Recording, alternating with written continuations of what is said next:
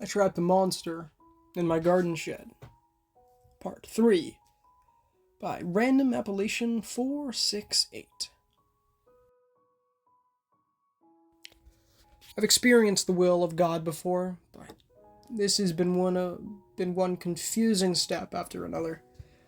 If I had to say where Ye is taking me, my answer would be simple. I have no idea. But I do know one thing. My entire outlook on the fiends has changed forever. The day started off in the same way as the past two, with a check on the barricades, corpse cleanup in the yard, and frying another half-pound of ground beef for Cricket. With an old pair of sneakers, some clean clothes that looked right about her size, and a bucket of soapy water hanging from one arm, I took the wooden tray full of beef and headed for the garden shed.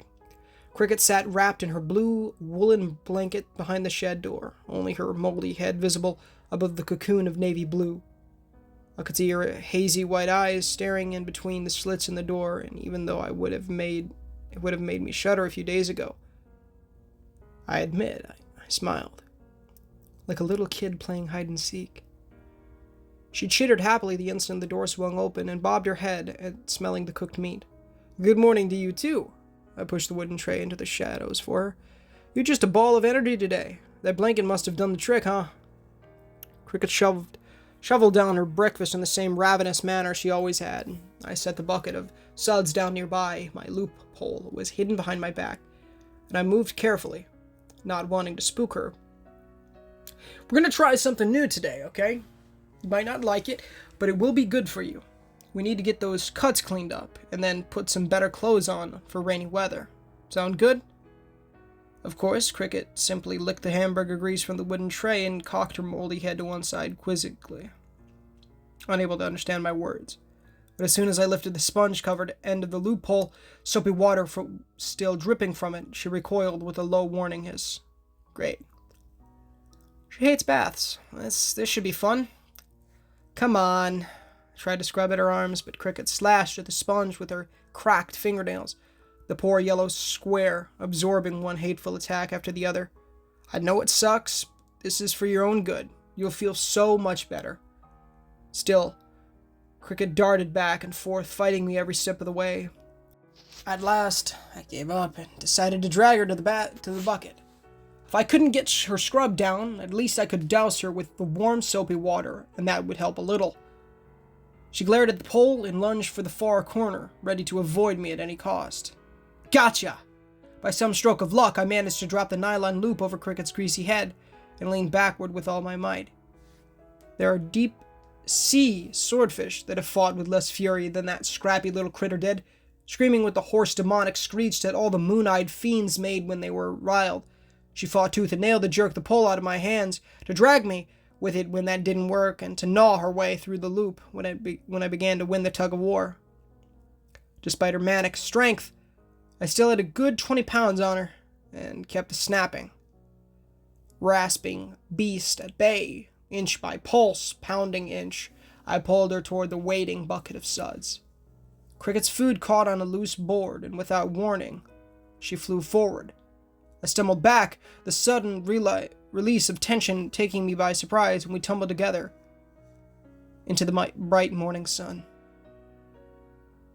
Oh no. We both froze, our eyes locked on each other in mutual horror.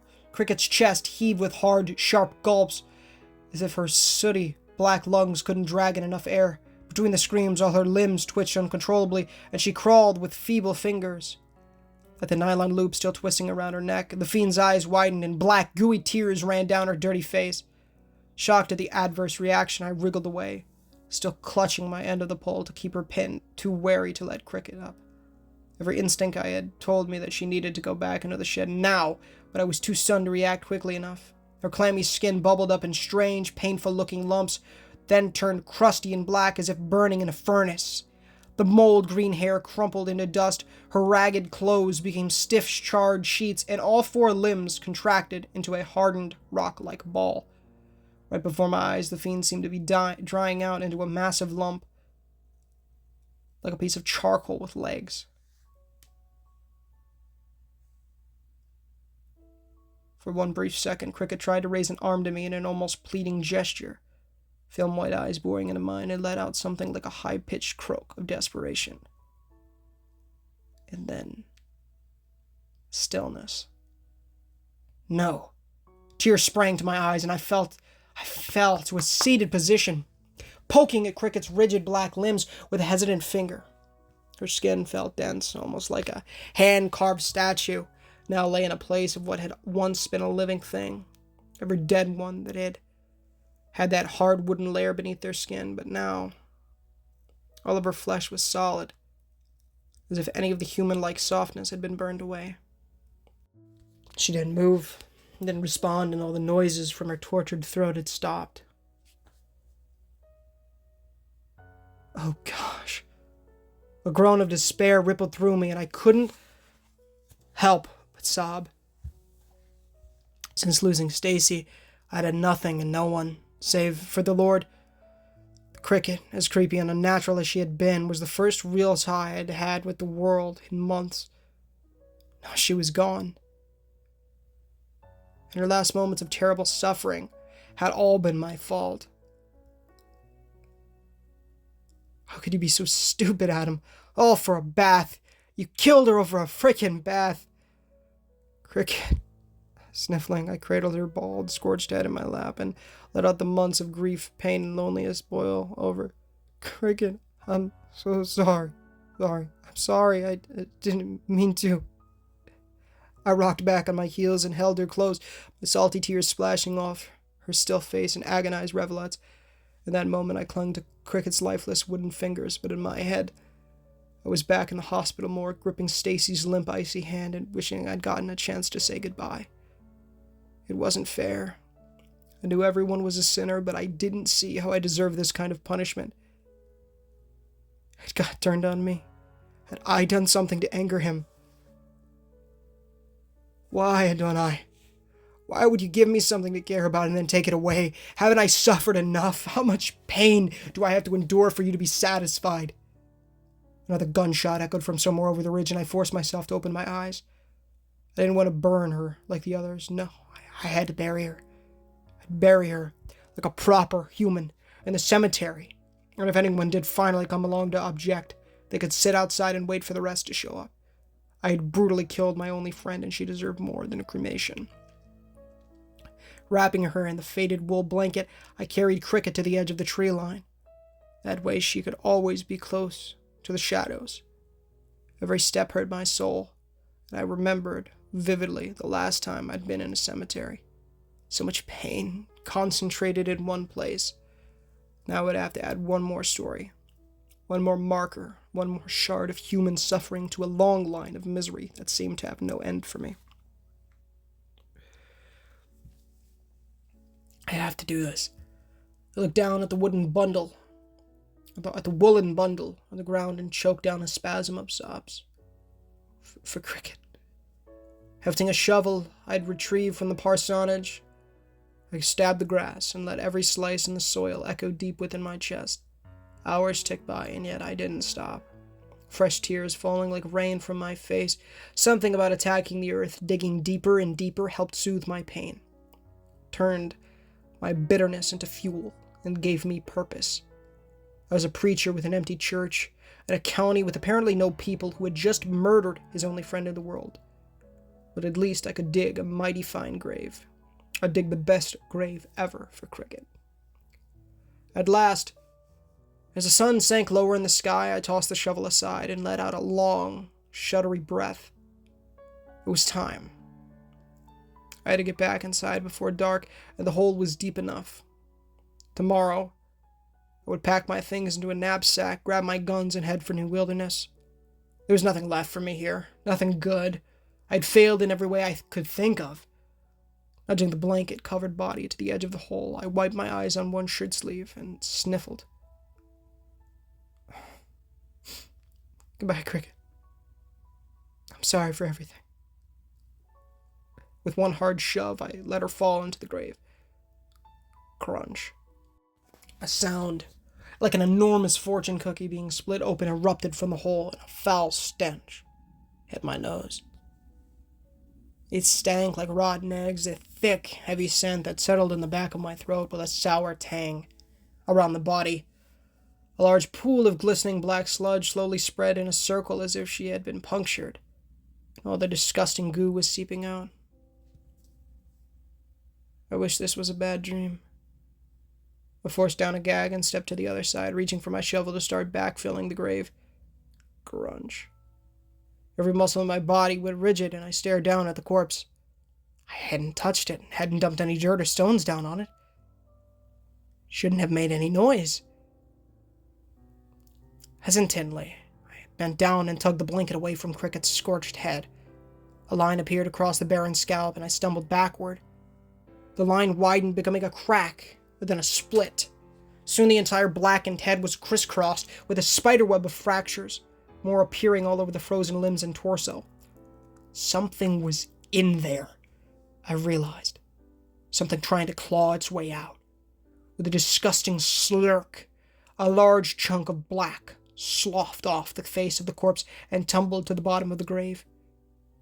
Deep, ragged breaths sucked air from under a loose flap of the ebony crust, and the figure in the grave spasmed, arcing its head back as if drowning. Beneath the layers of solid black mass, something dark reflected the fading sunlight, moving in stunned jerks. An eye, one with golden irises, moved to look everywhere all at once. One of the arms snapped from its molded position, and the fingers began to break free. Gouging at the face in a rushed, frantic attack, the thing seemed to be moving faster by the second, and I found myself paralyzed by confusion. Was this a trick? Had she been playing dead all along, and now she would rip into me with renewed hatred for her mistreatment? Was there some other horrible thing buried inside this freak of the unknown, some otherworldly parasite that was burrowing its way out to seek a new host? Kill it. Beat it into the ground, dummy, before some mind-control spider thing crawls out each through your esophagus. The shovel weighed heavy in my hands, and I stood over the decrepit hole in the earth, ready to finish the job. Ice flooded through my veins and riveted me to the spot. What the? A face. There was a face under there, with creamy pale skin, sandy brown eyebrows, and at least one golden eye opened wide in terror. A set of sateen, pink lips were parted behind the crust that kept half of her mouth sealed shut, and she frantically clawed at it. Chips and chunks falling like rain, she coughed and choked, but fought for every breath, rolling over onto one free hand and two still captive knees. Crack. The crust along her back gave way, and the girl arched her spine like a cat, vomiting onto the mud an inordinate amount of pitch-black sludge. Her hand shook as she tore at the plates that encased her head, revealing another eye, the rest of her sheet-white face in a mass of tangled blonde hair balled up beneath the smooth charcoal covering. Tears rolled down her grimy cheeks, at first black like the vomit, but then clearer and clearer as the seconds ticked by, and she wept with a hoarse, raw wail. I dropped the shovel and jumped down to slide my arms under hers, dragging the girl out onto the soft green grass of the cemetery. Together, we yanked pieces of the black crust from a shaking body. She puked until tiny brown chunks that looked like carved wooden teeth came out, and her own pearly white molars emerged from the tide of abyssal sludge. It sounded painful, and in between gagging on the foul-smelling stuff, the girl groaned in agony, like she was being tortured. Her eyes rose to meet mine, full of pain and fear. Please. Help. Thousands of jumbled questions swirled in my head, but I just pried more of the gooey, slimy plates off her skin, which left behind a smelly residue the color of used motor oil. Take it easy. Just stay still. Stay still. You're all right. You're okay. Keep breathing for me. I can't. She vomited again with force, and the flow started to wane, less black bile coming up now. Yes, you can. I stifled my own nausea and loosened a chunk of black casing from the back of her neck. Focus on my voice. Deep breaths. In and out. In a few moments, the puking stopped, and the girl collapsed to the grass, most of her body free of the crust. I sat next to her, staring in bewilderment. Not 12 hours ago, she'd been a white-eyed, moldy-haired monster clawing for my throat, and now I had no idea what I was dealing with. I have to call somebody. Wait, who am I kidding? They'll think I'm crazy. No one answers the phone anyways. Anyway, rolling to a crouch, I tried to keep my slime-covered hands steady. Are you okay? The girl squirmed. She clawed at the greasy residue that covered her willowy body in irritation. It itches. I have to get this off. It itches. Glancing at the orange rays of the sinking sun, I offered a hand to help her up. Can you walk? I don't know. She swallowed, which must have tasted horrible, because she gagged again in the next second. My legs feel weird. Everything feels weird. Despite this, she slid one hand into mine, and I pulled her up. As wobbly-legged as a newborn fawn, the girl's slender legs buckled instantly, and she went down with a yelp. Somehow I managed to catch her, wrapping one arm around her shivering shoulders and slid the other under her knees. Whoa, easy. Maybe we'll leave walking for later, yeah? Let's just get inside. She didn't protest, but tears glistened in her eyes once more, and she started to sob. Why won't my legs work? They will. With the trembling girl curled up against my chest, I headed for the back door to the parsonage as fast as I could. Just stay calm and keep breathing. It had been years since I carried a woman over a threshold, and even then it hadn't been a medical emergency with Stacy. She would have been perfect for this situation. Always the calm, collected one with injuries, but then again, I doubted she'd ever dealt with anything like this. And as I stomped through the narrow door of my dimly lit kitchen, I tried to think up a plan of action. Get her cleaned up, check for bleeding, or was that airway first? No, she's breathing okay so far. It's circulation that's next. Oh, Stacy, I need you here so badly. Shuffling down the hall in my muddy shoes, I shouldered the bathroom door open and bumped the light switch with my elbow. Yellow light flared to life from the bulbs ringing the mirror, and the girl shook harder in my arms. So cold, she whispered, her teeth beginning to chatter. Please don't go into shock. I don't even know what to do for that. I knelt to set her down inside the round white bathtub and reached for the stainless steel knobs. This should help. Just stay awake, okay? Don't pass out. Warm water sent plumes of steam wafting into the air, and I tugged the little metal plunger up to switch the flow to the shower head. My shirt was soaked in moments, but I didn't care. Instead, I handed her a clean washcloth and grabbed for a bottle of body wash. Here, I need you to scrub. Hard. She obeyed without question, the oily slime dissolving in the steady rain of water, and the rest of the black crust followed suit. I poured liquid soap over her tangled hair, and she dug more pieces of black crust from her skin. With disgusted gags slowly, the girl started to breathe easier. Her shivering stopped, and some of the color began to return to her pale face. Check her legs. It was as if Stacy had tiptoed up beside me, her voice smooth and reassuring in the fog of my memories. She can wiggle her toes, that's a good sign. Check now. Doing my best to be gentle, I gripped the girl's right ankle and poked at her toes one by one. No dense woodiness greeted my touch from beneath her skin, just the typical softness of a human foot. Can you feel anything? Pain or pinching anywhere? For a moment, she stared at her foot, and the toes wiggled under my thumb. She gasped back a sob of relief and nodded. Yes, I can move them. I can feel my legs. Her eyes met, and we both looked at each other for the first time since the gravesite. She had high cheekbones with a spattering of freckles across them, a slightly upturned nose, and sudden solid golden irises that almost gleamed with metallic luminescence in the steam of the shower. Her long wavy hair was colored like rich autumn honey, and her skin took on a warm pinkish hue now that it had been wiped clean, just as I had predicted. She was beautiful. And yet, was this still Cricket? The sunlight had caused her to, molt? Shed her skin and mutate? At my gaze, the strange girl flushed a darker shade of red and pulled her knees to her chest, wrapping her arms around them to help cover herself. My ears flared with an embarrassed heat, and I scrambled backward on my heels. Sorry, I didn't mean to stare. It's okay. She behind her curtains of soaked blonde hair. I guess I just haven't warmed up yet. The water helps. Duh, Adam, get it together. Sure, I'll get you some fresh clothes. Will you be okay here for a bit? The girl made a show of wiping down an already clean arm and nodded. Myself, I tried to bore a hole through my shoes with both eyes, feeling quite out of place all at once. I'd been married for 7 years. I knew what a woman looked like, but it seemed this one had sent me right back to my high school days of awkward stammering and scatterbrained thoughts. Red-faced, I handed her a towel from the rack on the shower door and lunged into the cool safety of the dark hallway.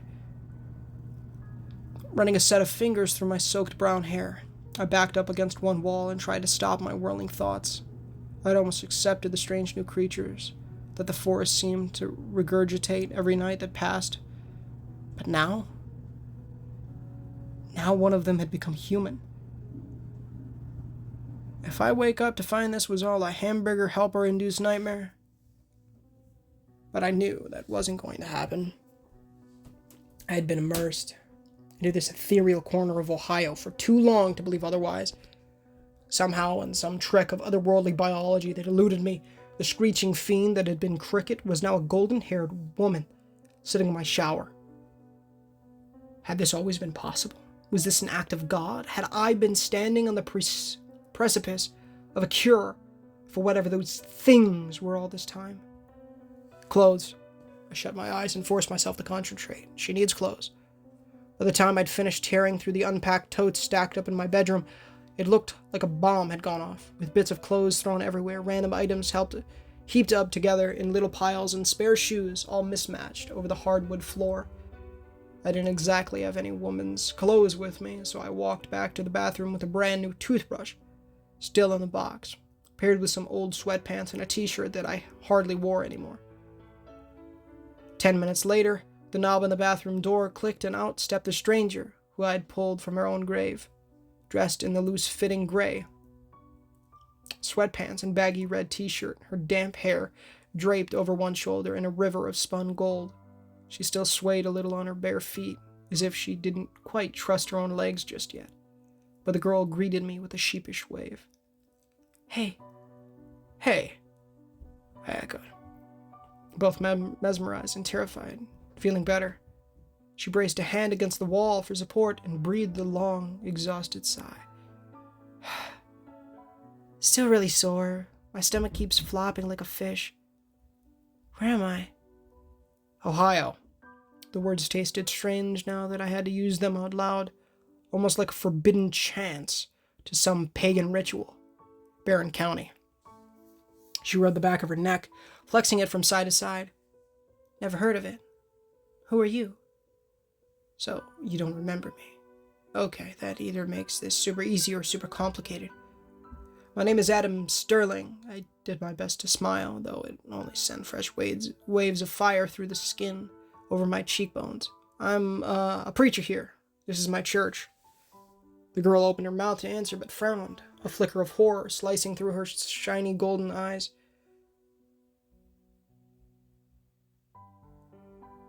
My stomach nodded, and I wondered what I'd done in the span of a few seconds to upset her so much. Is everything all right? No. She shut both eyes, squeezing them together as if she had a migraine, and her breaths went back to being shallow and ragged. My name? I don't know my name. My brain tingled with static unease, but I inched a little closer. What are you talking about? Can't you remember? Her eyes opened again to meet mine, brimming with tears, and despite my best efforts, I couldn't find anything threatening in that gaze. No. She whimpered, her lower lip trembling, and I could see her fighting the panic with everything she had. Okay, well, what do you remember? Anything? I remember trees. It was as if the words were caustic to the girl with the way she whispered them in growing discomfort second by second. Big trees and running through the mud. I remember being cold, feeling hard rocks under my feet like on a gravel road. Gunshots. A big ball of fire. pain, but after that, nothing. A road surrounded by trees. Why does that sound so familiar? Look, don't stress about it, all right? Deciding to wait until later to press her on that topic, I held up my hands to reassure the golden-haired stranger. I'm sure it will come to you. Just give it time. You want something to help settle your stomach? To her credit, the girl seemed to muster her fortitude and forced herself to breathe slower. Yes, please. I offered her my arm and she wrapped hers around it after some hesitation. The two of us shuffling down the long, narrow hallway of the parsonage in bewildered silence. Neither of us seemed to know what to say, her concentrating on putting one foot in front of the other, while I simply tried not to think about how nice it felt to have someone's hand on my arm again. It was a mysterious, guilty, and exciting sensation. Stacy's memory, enough to send jabs of torment through my heart, while the stranger's shy smile made my brain turn to useless mush. Wait here. I guided her to the low brown couch in the living room and jerked my head toward the kitchen. It'll just take a second. She made another apologetic smile and rubbed at goosebumps on her bare arms. Thanks. Do you mind if I lay down? I'm exhausted. That would be all those nights of throwing yourself against the shed walls. Shaking the thought away, I gestured to a red and white checkered quilt draped over the back of the couch. Help yourself. Like I said, 10 seconds and I'll be back. Grateful for another opportunity to duck out of sight, I paced in the kitchen and massaged the bridge of my nose in a flurry of contemplation. Night would be here in minutes. I could already see movement in the distant tree line, the bat-winged creature in the treetops peeking out form under the protective layer of leaves, the glow-antlered deer venturing out among the low shadows, and more than a few pair of white eyes watched the church from the bushes, as if they somehow knew something had changed. Would they attack the church in waves now? How would I explain to the person in my living room that we were surrounded by monstrous imitations of nature, and that less than 24 hours ago, she'd been one of them? What would she do when I did? Could I even trust her? Was this some kind of vampiric Trojan horse, where I'd wake up to find her chewing on my esophagus the instant I let my guard down? God, I need direction. Speak to me. Tell me what to do. Somehow, as if on cue, my eyes rested on a small frame picture on the windowsill, above the sink, adorned with the swirly letters of Scripture. My ways are not your ways, my thoughts are not your thoughts, saith the Lord. Very helpful, I muttered, and yanked open the aged yellow refrigerator to grab a green aluminum soda can. I could have told you that. None of this is how I would have done it. Especially taking away Stacy.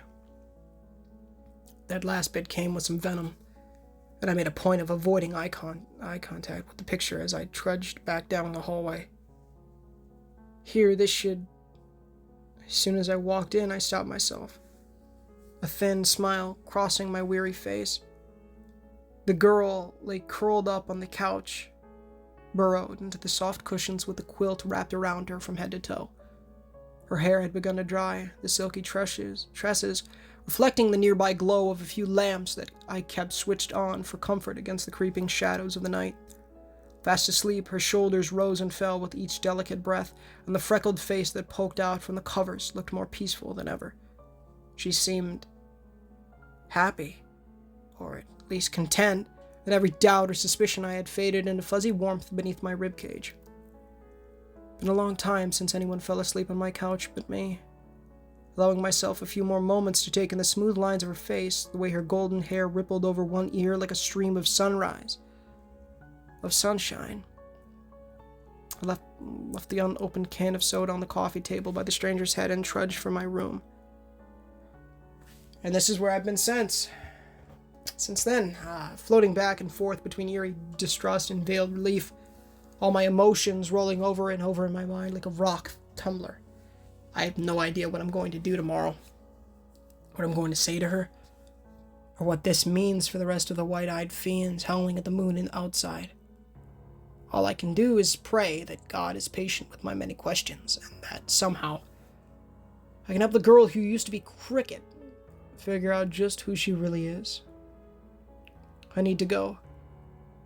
My eyelids are getting heavy, and if I don't start doing something else, like cleaning my very dirty Winchester, I may fall asleep at my desk. Which in this case, could be a deadly mistake. Hey guys, thank you so much for watching today's story. If you did enjoy, please feel free to leave a like, as it does help the channel innumerably and does get the gospel into people's feeds, as well as consider subscribing. This does help the channel, and we are trying to hit 1,000 subs by the end of the year. It would be a big blessing for the Lord if you guys did so. Of course, if you haven't done so already, please make sure to repent of your sins and trust in the good Lord Jesus Christ with all your minds, will, and strength. Read the Holy Bible daily, pray daily, and evangelize people. Go in the description or in the pinned comments, read the million daily questions to know how to become born again. I want to see you in heaven, y'all. Not in hell. That's the importance of that. So, also join the Discord. It's in the description. Also go check out Random Appellation. He's awesome. Let's go. He's super cool guy who makes these stories, and they're very, very good. And my goodness, I'm very glad Cricket's not dead. I have my own theories, but I will shut up because I don't want to be right. Well, I don't care if I'm right, but I don't want to spoil it in case I am right. I might not be, but I also have some theories that contradict with each other too. I don't know. I really want to start doing FNAF theories, bro. I need to take a look at all the lore, but I don't. I have access to every game, just not every game. I don't have access to every game on one system. I have most of the games on Switch, and then some of them on the computer, as well as obviously Security Breach on PS4. So, I don't know, y'all, but it's a godsend regardless. I hope you've been enjoying the story. I love the freaking Barron County anthology. It's easily probably one of the best stories we've read on the channel. Definitely one of the best stories we've read on the channel for sure. Excuse me. You know, we've done so many awesome authors on this channel. You know, we have the guys from the beginning. I struggle to remember their names. Obviously, Cryptic Nightmares, he was the beginning one, but then there was the I'm starting to regret killing my girlfriend. But then we continued to move up in the world and we had Tommy Mini Solo, and we started doing Random Appellation. We got Carbidex, Some Person 125. We have CIA Herpes, and just all these amazing stories from amazing authors, which I highly recommend that you go check out. I don't know, I'll try to leave, I don't know. On these, I usually leave a end card for the Barron County anthology, but maybe for this specific one, maybe I'll go ahead and leave it for the entirety of the horror stories. I highly recommend you go check it out. First few My Tiny Towns are probably not going to be very good, but I apologize. Those would be the first 7, because I did those all the way back in 2021. Yeah, I know, finally finishing it up, Hunter. Gosh dang, you did it, right? That's basically the story of this channel, in all honesty. Never finishing anything. Except for these, of course. That's been my only motherfucking accomplishment on this gosh dang channel, but I digress. But yeah, check out those streams. Hope you guys enjoy. You're hearing this Tuesday the 7th, I believe. Yeah, so today's the 4th. So I do record these in advance, or I try to. So, yeah. But until next time, guys, thank you so much for watching. Christ. I also want to thank you guys so very much, as well as you, Lord, for the support recently. It's been crazy. Praise you, Lord, and thank you guys so much. I love y'all. And, yeah. Until next time, guys, this is Ninja Gamer, signing off.